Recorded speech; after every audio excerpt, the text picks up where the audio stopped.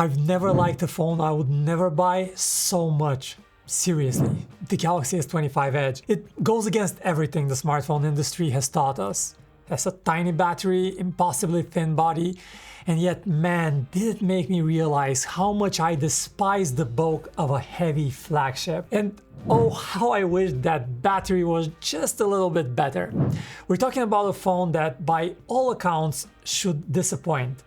Phones with small batteries inevitably do, but then you hold this thing. Yes, it's a looker, it's a design statement, but this isn't just about aesthetics. We have our Galaxy S25 Edge battery test results, and you know that battery life is its biggest hurdle. Let's get into it. First, you really have to hold it to appreciate it. With a super thin titanium body, the Galaxy S25 Edge is thinner and lighter than you expect. Numbers don't quite capture it. Yes, it's 5.8mm thick versus 7.3mm on the S25 Plus, 20% thinner. And it weighs 163 grams versus 190 grams, 15% lighter. But it feels like the difference is even bigger. The colors are clean, nothing too wild. We have the silver version, you also have a black one and a icy blue one. I don't mind that though, I know some of you wish for more vibrant colors. The slim theme continues into the unboxing, just a cable, no brick here. And the screen, well, it's a 6.7-inch OLED with 1440p resolution, tack sharp and 120Hz variable refresh rate. It's basically the S25 Plus display. The only pity is Samsung doesn't include the Gorilla Armor coating from the Galaxy S25 Ultra here.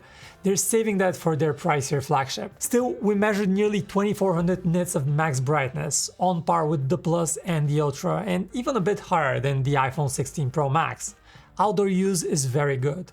And it can also drop to under 1 nit for comfortable bedtime use, which is always appreciated. Now, benchmarks are the usual: ultrasonic fingerprint scanner and 2D face recognition. The fingerprint reader is among the better ones, no issues there. The Galaxy S25 Edge camera doesn't really serve any surprises.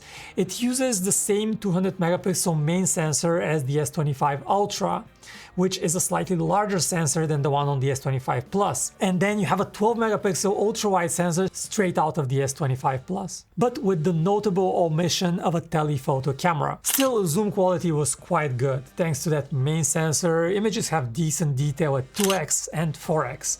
You can go further, but details drop significantly. For portrait mode, you're limited to 1x and 2x modes.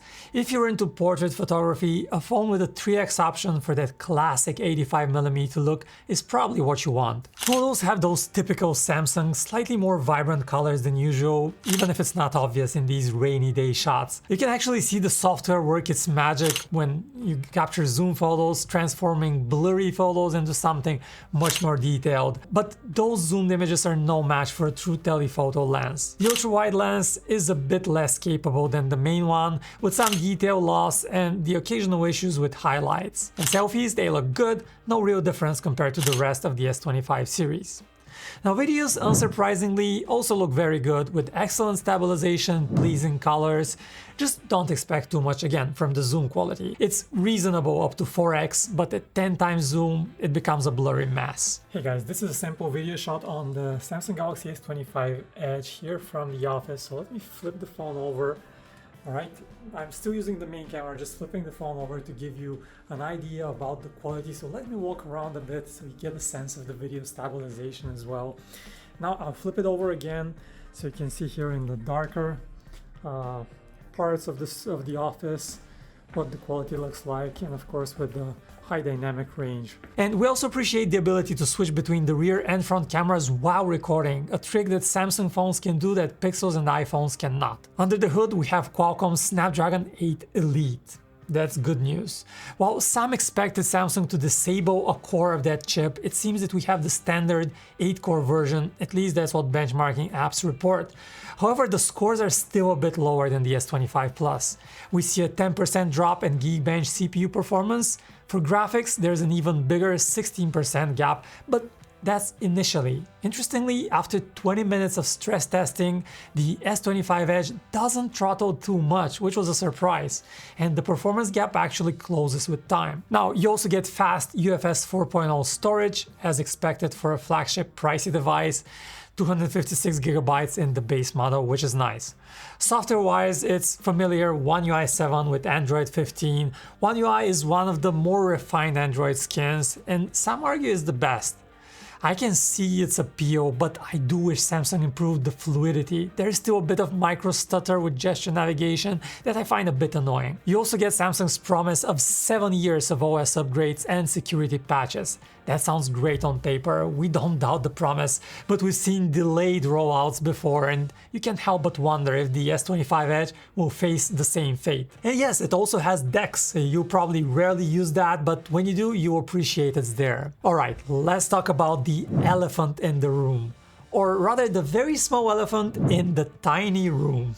The Galaxy S25 Edge comes with a 3900 mAh battery, which is less than even the small Galaxy S25 model. Take a look at the difference in size. And that sounds like a damning statement, doesn't it? So how bad is it really? Well, first, on our lightest web browsing test, the S25 Edge lasted for 16 hours and 40 minutes, nearly 2 hours less than the Galaxy S25 and 4 hours behind the S25 Ultra. Second, on our YouTube video streaming test, the S25 Edge got 7 hours and 44 minutes, while the S25 lasted a tiny bit more. The S25 Plus and the Ultra lasted 1 hour more than the Edge. Finally, the bigger disappointment was the 3D gaming test, where the Edge got less than 10 hours, while the Plus scored 13.5 and the Ultra got nearly 14.5. So overall, battery scores are, well, both good and bad. Having worse battery life than the compact S25 is not great, but at least it's not much worse. But let me give you my take on this if you still have some doubts. So the S25 Edge will last you a full day if you don't use the camera too much, or if you game, but I doubt many gamers would be buying this in the first place. And it will last you a full day in the first year of owning it. But then you might want to go on a weekend trip. You might want to take some more photos. You might have to use mapping a bit more. And then battery life quickly becomes an issue.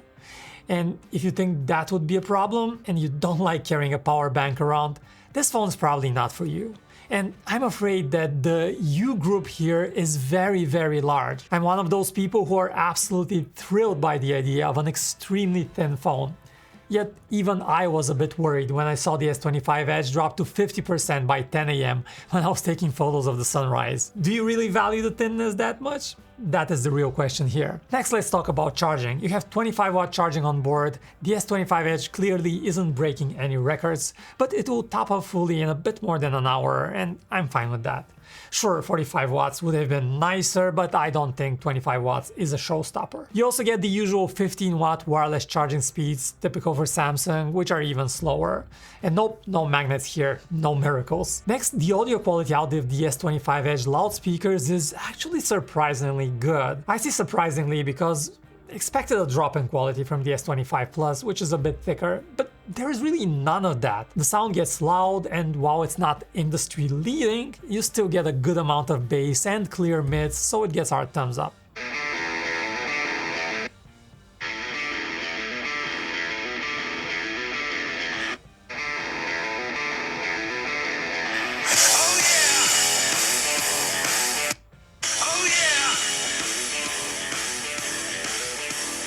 And haptics are the same as on the rest of the S25 series.